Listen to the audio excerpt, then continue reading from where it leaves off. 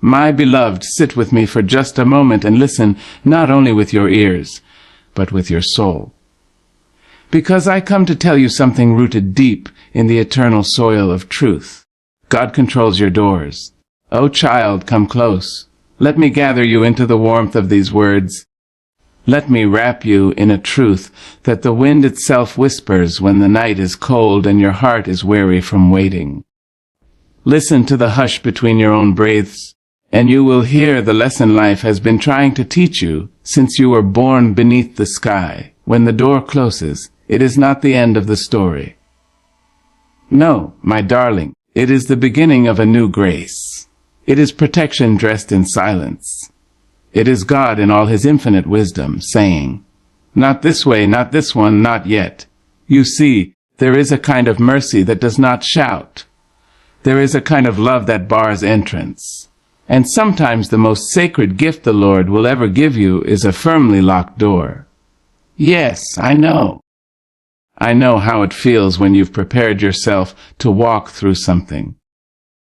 When you've prayed until your knees were sore and your voice hoarse, believing with all your might that the thing you desire is the thing you deserve. I know the ache in your chest when it slams shut in your face. That job you thought was yours. That person you thought would stay. That opportunity you thought was finally the answer to all your waiting. And I know how cruel it feels. How quiet the heavens seem when all you hear is the hollow thud of a closed door and the echo of your own disappointment. But let me tell you something my grandmama taught me. A lesson whispered in kitchens scented with cornbread and hope, in long nights under quilts heavy with history. Not all closed doors are punishments. Some are coverings. Some are shelters. Some are God's way of standing between you and destruction. For he sees beyond what you can see. He sees the lion waiting behind the door painted with gold. He sees the trap hidden in the contract. He sees the breakdown that would come after the breakthrough you begged him for. And in his holy love, a love that is both fierce and tender, he says, no, not because you are forgotten, but because you are cherished. Oh, don't you know by now? God is not in the business of abandoning his children. He is not careless with your soul. He is not deaf to your tears. He counts them, bottles them, and waters your destiny with them. When he closes a door, it is a deliberate act of grace. And when you stand there banging on it with bruised fists and broken dreams, he is behind you, not mocking your sorrow, but molding a better way. We live in a world that tells us to force everything, to knock harder, to push, to break the door down if we must. But oh, how dangerous it is to enter rooms that God never assigned to us. Some doors will open easily because they're traps. Some will tempt you because they are coated in glitter. But glitter ain't gold, and not every path that sparkles leads to light. Sometimes the very thing that breaks your heart is the thing that saves your soul. Sometimes the job you didn't get saved your health. Sometimes the person who walked away made room for your healing. Sometimes the deal that fell through kept you from selling your spirit to the highest bidder. So cry if you must, baby. Cry rivers if you need, but do not confuse a locked door with a locked destiny. Your path is not tied to what left. Your future does not depend on what failed. God is the author of your story, and one chapter closing does not mean the book is finished. And while you're standing there in the hallway of not yet, let me remind you of this: even in the waiting, there is purpose. There is something sacred about that space between what was and what is to come. That's where God speaks the loudest, not with thunder, but with the quiet that teaches you trust. That's where he cleanses your heart, sharpens your vision, and prepares you for the door that is meant for you. For the door that is meant for you, oh child, it will swing open wide. You won't have to manipulate it, seduce it, chase it down. You won't have to twist yourself into knots to fit through it. You'll walk in whole, full, and radiant. The floor beneath it will be firm. The walls will not echo with the sound of compromise. The windows will let in peace, not fear. And you'll feel it in your spirit, that you are exactly where you belong. So thank God for every door that refused you entry. Thank Him for every place that pushed you out. Thank Him for every moment of stillness, every season of waiting, every hard no that made room for a better yes. And while you wait, straighten your back. Hold your head high. You are not denied. You are being divinely redirected. You are not forgotten. You are being fiercely protected. You are not behind. You are being prepared. Because what's ahead of you, my sweet child, is greater than what's behind you. The closed door is not your enemy. It is your shield. And the one who shut it holds in his hand the master key. Not just to rooms, but to realms. Not just to moments, but to miracles. So hush your spirit, dry your tears. The hallway is not forever. The silence is not abandonment. And the door that opens next will make you lift your hands in praise and say, "Thank you, Lord, for every place you didn't let me enter. Because now I see you were protecting me all along. Yes, beloved." That's what He does. That's who He is. God controls your doors. And He will never, ever lead you anywhere that His grace cannot keep you. Oh, the world will try to teach you that life moves by calendars and clocks, that your success depends on how quickly you move, how early you rise, how loudly you shout. But baby, I am here to tell you a deeper truth. A truth that doesn't tick like a wristwatch, but flows like a river carved by time and God's divine hand. The truth is this: God's timing is sovereign, and His choices are wholly beyond measure. You may look around and wonder, why not now? You may sit heavy-hearted in the waiting room of your life, watching others walk through their open doors while yours remains stubbornly shut. And oh, how that waiting bruises the spirit, how it makes you question your worth, your voice, your purpose. But hear me now, and hear me clear. You are not late. You are not forgotten. You are not overlooked. You are on God's time, and the Almighty doesn't move according to your watch or your wishes. He does not bow to the pressure of deadlines. He does not answer to urgency. He does not operate under the tyranny of should have or could be. He moves in perfect rhythm, in divine measure, in sacred pace. He sees the whole canvas while we only see brushstrokes. You must understand, child, that God's choices are not random. His decisions are not guesses. They are the whispers of eternity, echoing through the moments of your life. What He allows, He has already measured. What He withholds, He does so with mercy. He is not in a rush to prove Himself. He is God all by Himself, and His timing does not need defending. When He chooses to open a door, it is not just for convenience. It is for calling. When He chooses to delay an answer, it is not to punish you. It is to prepare you. For some doors are too heavy to walk through without strength. Some blessings are too big for your current hands. And so, in His grace, He waits. Not because He is unsure, but because He loves you enough to make sure you're ready. Oh, I know you've prayed. I know you've fasted. I know you've believed with a heart pure and wide. And I know how much it hurts when heaven seems quiet while you are crying. But God is not absent in the silence. He is not inactive in the pause. No, He is working, weaving, building a way that will not collapse beneath your feet. He is placing things in order that you haven't even dreamed of yet. Sometimes God's delay is the greatest display of His love. Because if He gave you what you wanted when you first asked, you would not have the maturity, the vision, or the spiritual endurance to hold it. You'd fumble it. You'd fear it. You'd waste it. So He waits. He waits for your faith to deepen. He waits for your character to be carved. He waits for the pride to fall away and for gratitude to take root. He waits for the pieces of your life and the lives of others to come together in a harmony only heaven could compose. And while you wait, Don't let the enemy lie to you. Don't let him whisper that you are being punished, that God has forgotten, that others have passed you by. The line you're in may be long, but the promise is still yours. The blessing hasn't been lost. It's being perfected. There's a reason why some doors don't open in your youth. There's a reason why some dreams take years to bloom. A flower forced open before its time dies in the sun, but one that opens when the season is right. That flower is strong, radiant, and lasts long after the storm. Let me tell you this. When God opens a door for you, it won't be too early. It won't be too late. It will be exactly on time. You won't have to chase it. You won't have to beg for it. You won't have to prove your worth to get it.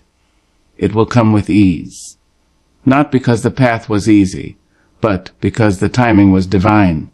And when that door does open, you'll understand why others didn't. You'll look back and say, if I had walked through that one, I would have missed this. You'll give thanks for the delays, for the detours, for the divine red lights that protected your destiny. Because now, you see, it was never about getting there fast. It was always about getting there whole. And let me tell you something sacred. God's choices are wrapped in wisdom. He does not give crowns to children. He does not hand out miracles like candy. No, he entrusts them to those who've been molded in fire, those who've been refined by waiting, those who've stood in the hallway with praise still on their lips. So keep walking, even if the path is slow. Keep hoping, even if the days feel long. Keep trusting, even when the door hasn't moved. Because your steps are not in vain. Your prayers are not in vain. Your tears are not in vain. You are being led by a God who is never late. One day soon the door will open. Not just any door, but your door. The one built with your name on it. The one crafted by hands that shaped the stars. And you'll walk through it not as a beggar, but as a beloved. Not with fear, but with faith.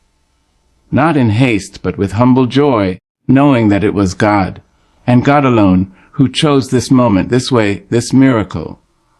So rest easy, child of grace. You don't have to rush what heaven is preparing.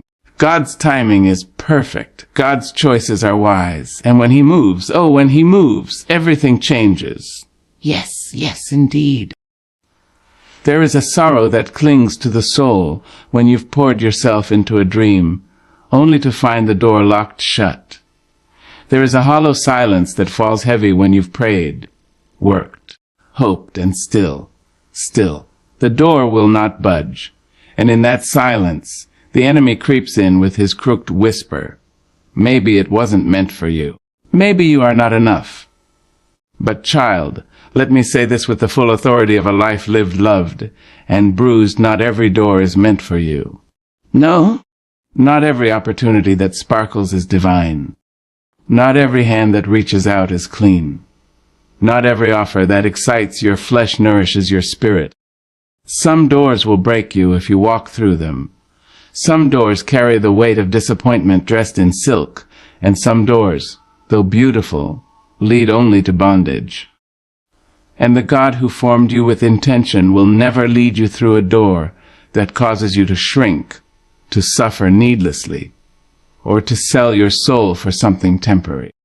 We live in a world that teaches us to seize every open chance, to run through every door before someone else does.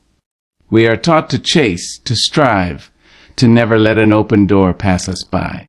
But what if I told you that wisdom knows how to walk away? What if I told you that discernment is greater than desire? You see, a woman or man of God is not desperate. A child of the Most High does not need to force what isn't flowing, nor beg for what does not belong to them. You are not a scavenger picking through leftovers. You are not a wandering spirit stumbling into spaces not shaped for your soul. You are a royal creation, a sacred vessel, and you are being led, not pushed, to doors that are yours. Ah, yes, some doors are meant to remain shut, because what's behind them would alter your purpose, because you were made for deeper waters and higher places. because to enter would require you to compromise your values, your peace, your identity. Sometimes God won't let you walk through a door because it would cost you too much. That man you thought was the one. He might have buried your light in the shadow of his ego.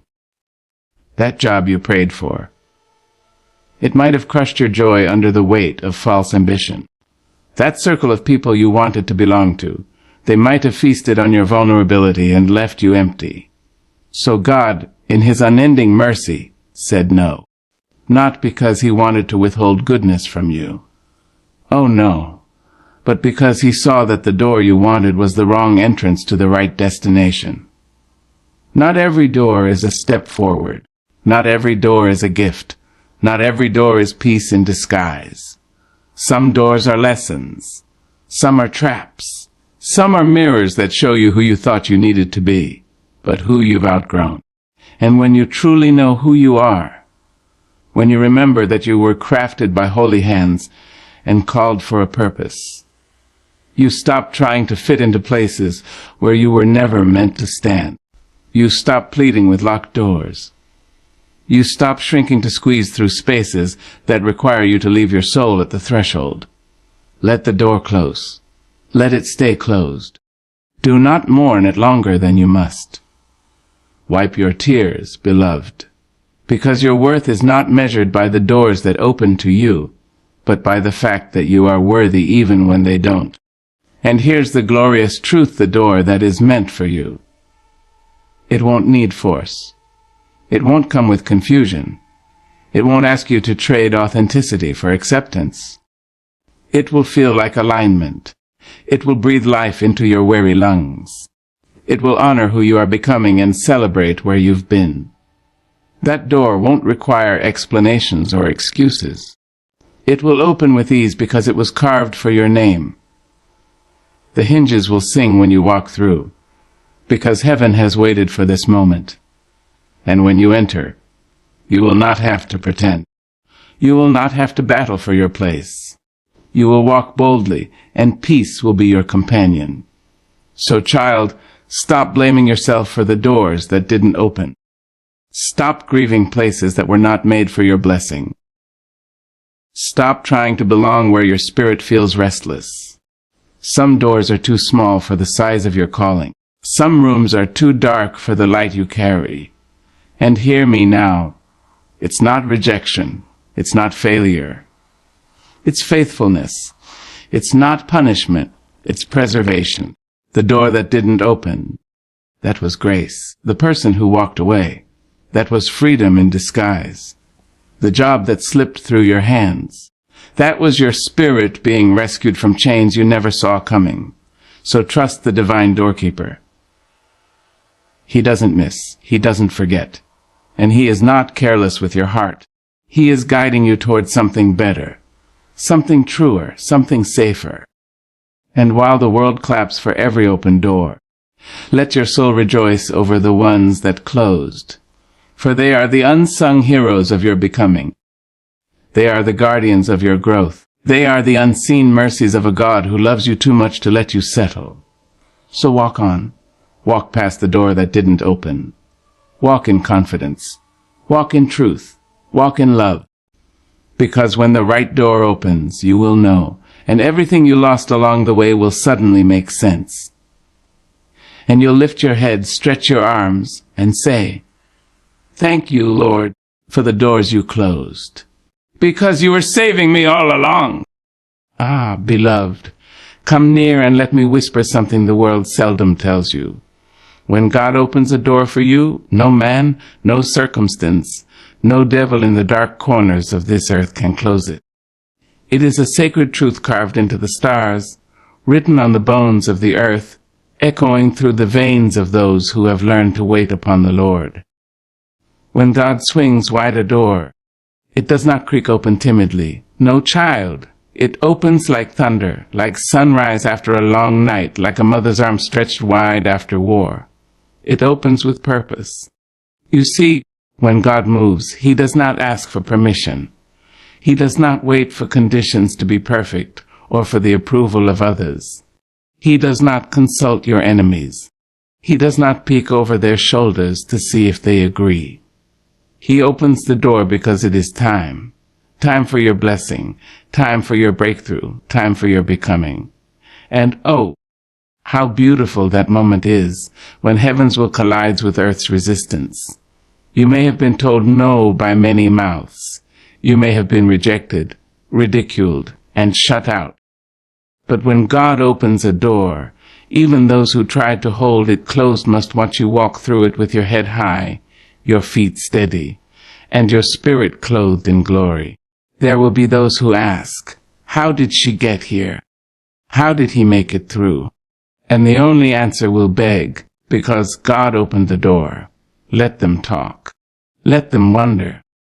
Let them wrestle with your rise. Because when it's God who promotes you, no man can demote you. When it's God who calls your name, no whisper behind your back can erase your anointing. When it's God who lifts you, no chain can hold you. Oh, darling, hear me well. There will be doors that seem too grand, too holy, too high for your reach. But God does not open doors because we are